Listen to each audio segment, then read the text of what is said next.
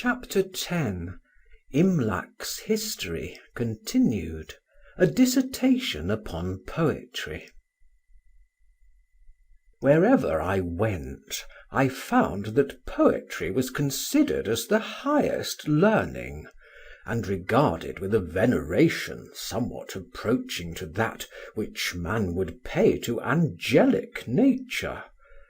And yet it fills me with wonder that in almost all countries the most ancient poets are considered as the best. Whether it be that every other kind of knowledge is an acquisition greatly attained, and poetry is a gift conferred at once, or that the first poetry of every nation surprised them as a novelty, and retained the credit by consent which it received by accident at first; or whether, as the province of poetry is to describe nature and passion, which are always the same, the first writers took possession of the most striking objects for description, and the most probable occurrences for fiction, and left nothing to those that followed them but transcription of the same events, and new combinations of the same images.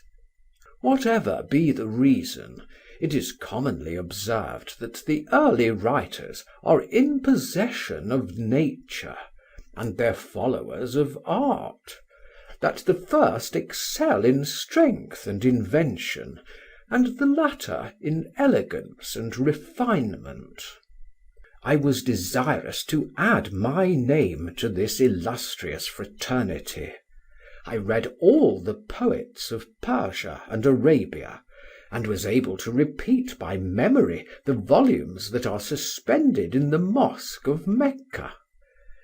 But I soon found that no man was ever great by imitations. My desire of excellence impelled me to transfer my attention to nature and to life.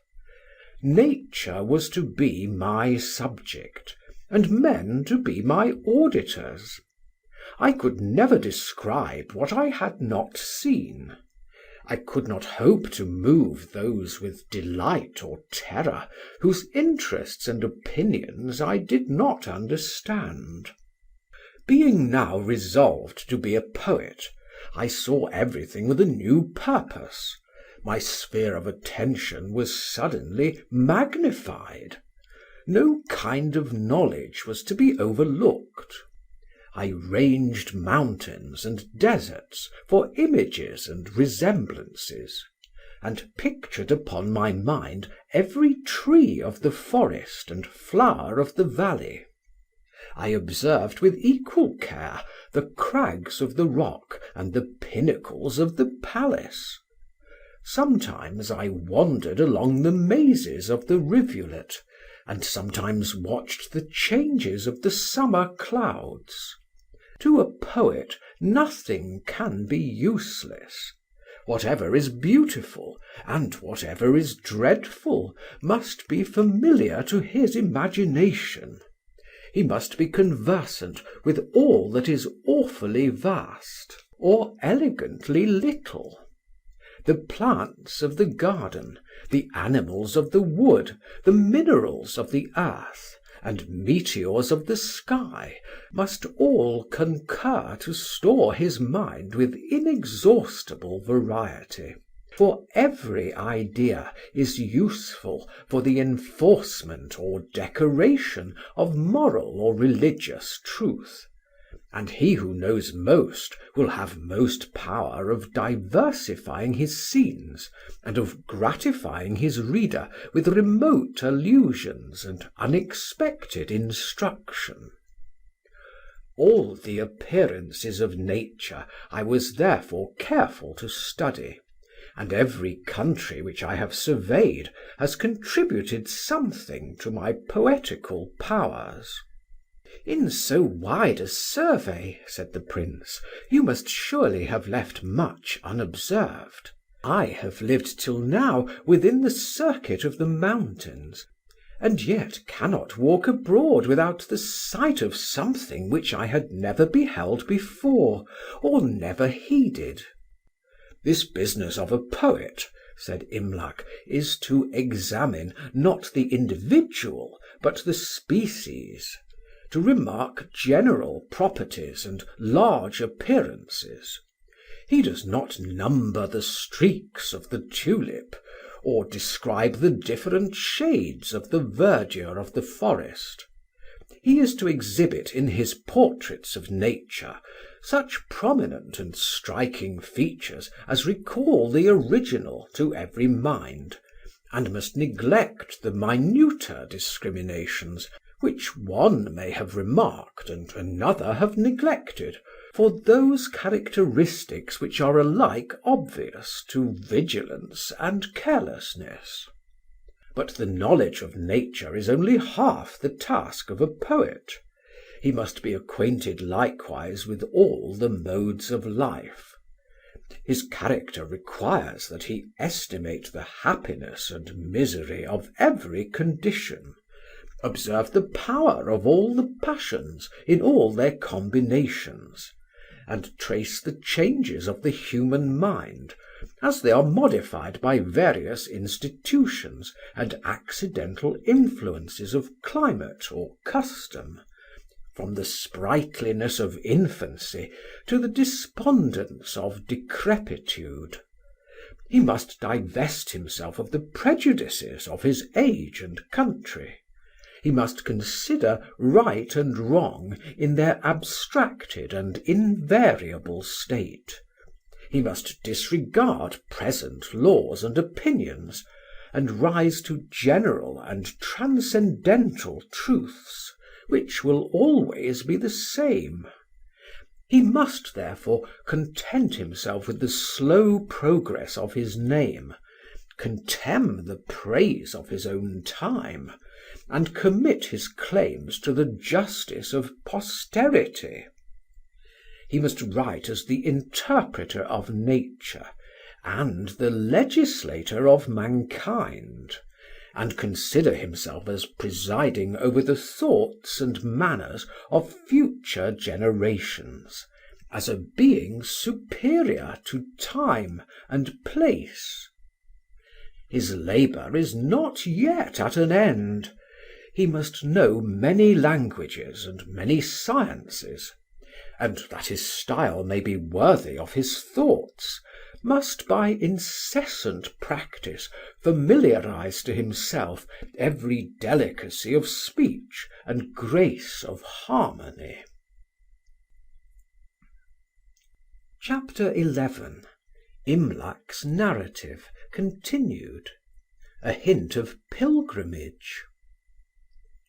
Imlac now felt the enthusiastic fit, and was proceeding to aggrandize his own profession, when the prince cried out, "Enough!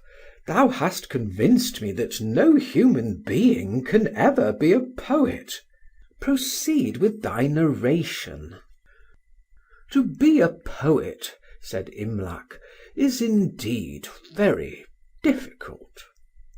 "So difficult," returned the prince, "that I will at present hear no more of his labours. Tell me whither you went when you had seen Persia." "From Persia," said the poet, "I travelled through Syria, and for 3 years resided in Palestine, where I conversed with great numbers of the northern and western nations of Europe, the nations which are now in possession of all power and all knowledge, whose armies are irresistible, and whose fleets command the remotest parts of the globe.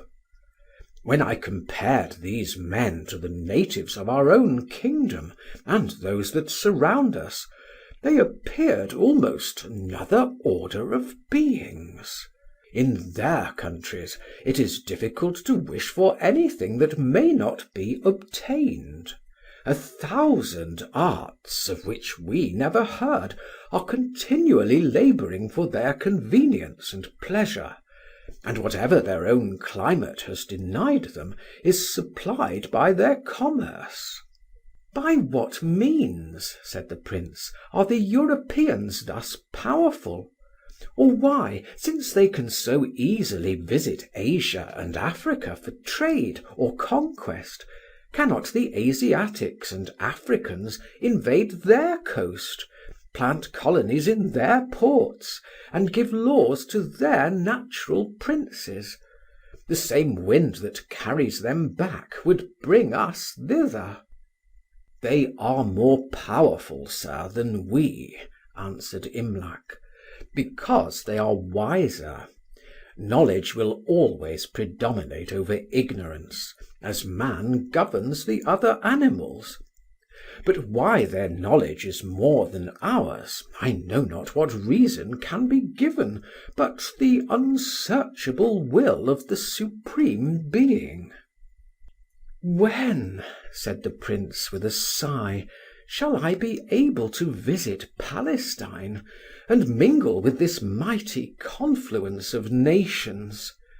Till that happy moment shall arrive, let me fill up the time with such representations as thou canst give me.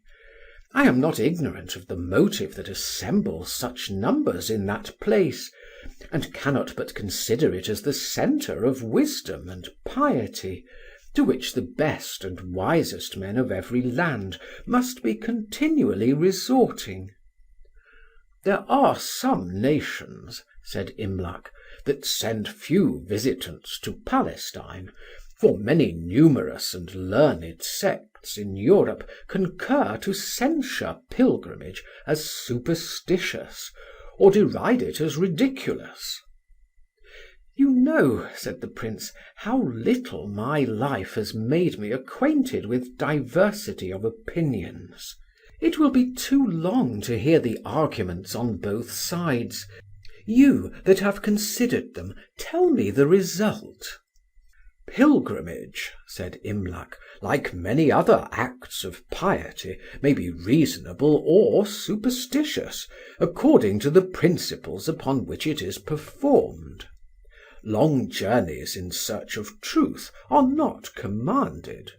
Truth, such as is necessary to the regulation of life, is always found where it is honestly sought. Change of place is no natural cause of the increase of piety, for it inevitably produces dissipation of mind.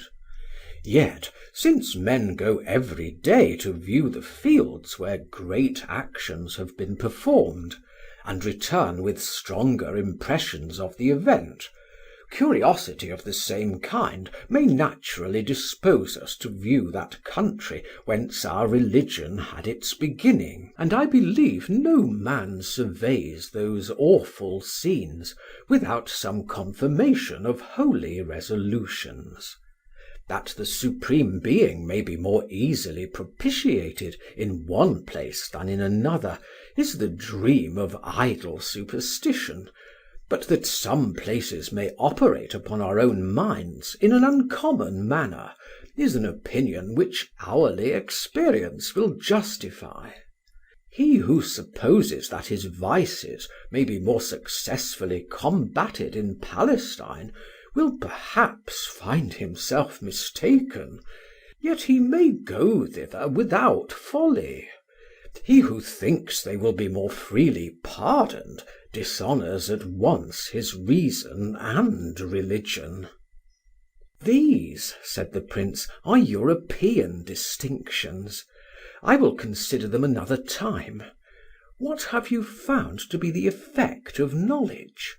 Are those nations happier than we?" "There is so much infelicity," said the poet, "in the world, that scarce any man has leisure from his own distresses to estimate the comparative happiness of others. Knowledge is certainly one of the means of pleasure, as is confessed by the natural desire which every mind feels of increasing its ideas. Ignorance is mere privation, by which nothing can be produced. It is a vacuity in which the soul sits motionless and torpid for want of attraction, and without knowing why, we always rejoice when we learn, and grieve when we forget. I am therefore inclined to conclude that if nothing counteracts the natural consequence of learning, we grow more happy as our minds take a wider range. In enumerating the particular comforts of life, we shall find many advantages on the side of the Europeans. They cure wounds and diseases with which we languish and perish. We suffer inclemencies of weather which they can obviate. They have engines for the dispatch of many laborious works, which we must perform by manual industry. There is such communication between distant places that one friend can hardly be said to be absent from another. Their policy removes all public inconveniences. They have roads cut through the mountains, and bridges laid over their rivers. And if we descend to the privacies of life, their habitations are more commodious, and their possessions are more secure. "They are surely happy," said the Prince, "who have all these conveniences, of which I envy none so much as the facility with which separated friends interchange their thoughts." "The Europeans," answered Imlac, "are less unhappy than we, but they are not happy. Human life is everywhere a state in which much is to be endured and little to be enjoyed." Chapter 12. The Story of Imlac, continued. "I am not willing," said the Prince, "to suppose that happiness is so parsimoniously distributed to mortals, nor can I believe but that, if I had the choice of life, I should be able to fill every day with pleasure. I would injure no man, and should provoke no resentments. I would relieve every distress, and should enjoy the benedictions of gratitude. I would choose my friends among the wise, and my wife among the virtuous, and therefore should be in no danger from treachery or unkindness. My children should, by my care, be learned and pious, and would repay to my age what their childhood had received. What would dare to molest him who might call on every side to thousands enriched by his bounty or assisted by his power? And why should not life glide away in the soft reciprocation of protection and reverence? All this may be done without the help of European refinements, which appear by their effects to be rather specious than useful. Let us leave them and pursue our journey." "From Palestine," said Imlac, "I passed through many regions of Asia. In the more civilized kingdoms as a trader, and among the barbarians of the mountains as a pilgrim. At last I began to long for my native country, that I might repose after my travels and fatigues in the places where I had spent my earliest years, and gladden my old companions with the recital of my adventures. Often did I figure to myself those with whom I had sported away the gay hours of dawning life, sitting round me in its evening, wondering at my tales and listening to my counsels. When this thought had taken possession of my mind, I considered every moment as wasted which did not bring me nearer to Abyssinia. I hastened into Egypt, and, notwithstanding my impatience, was detained 10 months in the contemplation of its ancient magnificence, and in inquiries after the remains of its ancient learning. I found in Cairo a mixture of all nations, some brought thither by the love of knowledge, some by the hope of gain, many by the desire of living after their own manner without observation, and of lying hid in the obscurity of multitudes.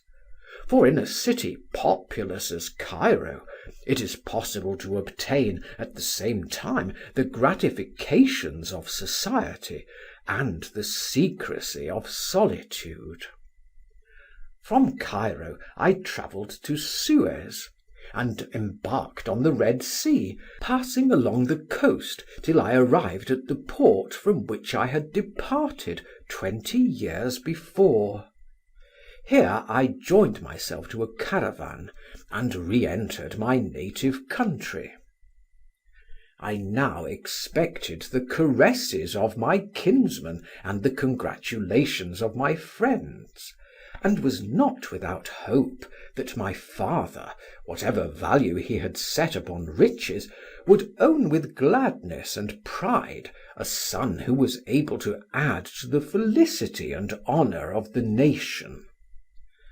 But I was soon convinced that my thoughts were vain. My father had been dead 14 years, having divided his wealth among my brothers, who were removed to some other provinces. Of my companions, the greater part was in the grave. Of the rest, some could with difficulty remember me, and some considered me as one corrupted by foreign manners. A man used to vicissitudes is not easily dejected. I forgot after a time my disappointment, and endeavoured to recommend myself to the nobles of the kingdom. They admitted me to their tables, heard my story, and dismissed me. I opened a school, and was prohibited to teach. I then resolved to sit down in the quiet of domestic life, and addressed a lady that was fond of my conversation, but she rejected my suit because my father was a merchant. Wearied at last with solicitation and repulses, I resolved to hide myself for ever from the world, and depend no longer on the opinion or caprice of others. I waited for the time when the gate of the Happy Valley should open, that I might bid farewell to hope and fear. The day came, my performance was distinguished with favour, and I resigned myself with joy to perpetual confinement. "Hast thou here found happiness at last?" said Rasselas. "Tell me, without reserve, art thou content with thy condition, or dost thou wish to be again wandering and inquiring? All the inhabitants of this valley celebrate their lot, and at the annual visit of the emperor invite others to partake of their felicity." "Great prince," said Imlac, "I shall speak the truth. I know not one of all your attendants who does not lament the hour when he entered this retreat. I am less unhappy than the rest, because I have a mind replete with images, which I can vary and combine at pleasure. I can amuse my solitude by the renovation of the knowledge which begins to fade from my memory, and by recollection of the accidents of my past life. Yet all this ends in the sorrowful consideration that my acquirements are now useless, and that none of my pleasures can be again enjoyed. The rest, whose minds have no impression but of the present moment, are either corroded by malignant passions, or sit stupid in the gloom of perpetual vacancy." "What passions can infest those," said the prince, "who have no rivals? We are in a place where impotence precludes malice, and where all envy is repressed by a community of enjoyments." "There may be community," said Imlac, "of material possessions, but there can never be community of love or of esteem. It must happen that one will please more than another. He that knows himself despised will always be envious, and still more envious and malevolent if he is condemned to live in the presence of those who despise him. The invitations by which they allure others to a state which they feel to be wretched proceed from the natural malignity of hopeless misery. They are weary of themselves and of each other, and expect to find relief in new companions. They envy the liberty which their folly has forfeited, and would gladly see all mankind imprisoned like themselves. From this crime, however, I am wholly free. No man can say that he is wretched by my persuasion.